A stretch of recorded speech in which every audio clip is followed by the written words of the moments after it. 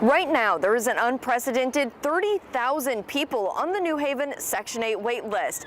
And the reality is, most of those applications will never even be processed due to too little housing available, not enough funding, and an overall lack of resources.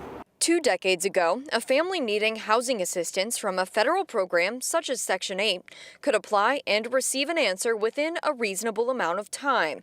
Now, with living expenses going up and wages not matching that increase, there's a higher demand for housing assistance, especially here in Connecticut.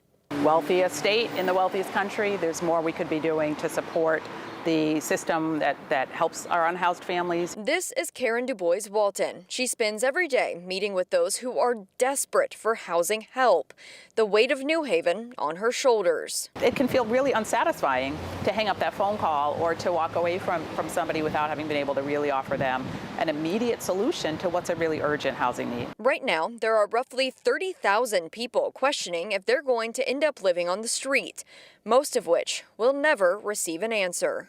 You and I are going to be dead and buried before we reach, a list like that. One of those families is the Blank family. Their move from Alaska to Connecticut last year can be summed up pretty quickly. Emotionally draining, financially draining. They applied for Section 8 assistance last June. We're somewhere at, we were at like 23,000 on the list. And still haven't heard back. They're currently scraping together about $2,800 a month for a West Haven motel.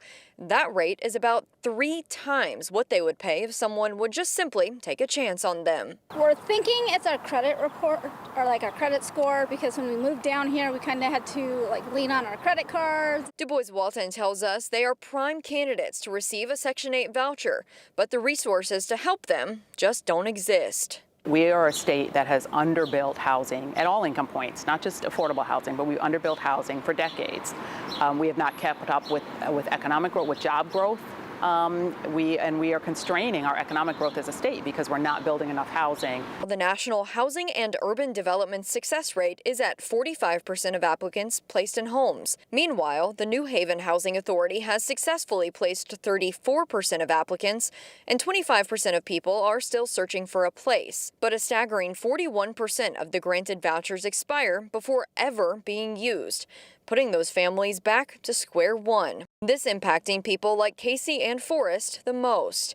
It's now been more than a year of waiting. Today, they're still sacrificing food for themselves just to have that motel roof over their heads. But there are 2 sides to this problem. Some of those we've spoken with say they already have Section 8, but can't seem to find a place to live. We're also talking to state leaders on what they're doing to fix this problem long term. In New Haven, Brooke Griffin, Fox 61, Connecticut's news station.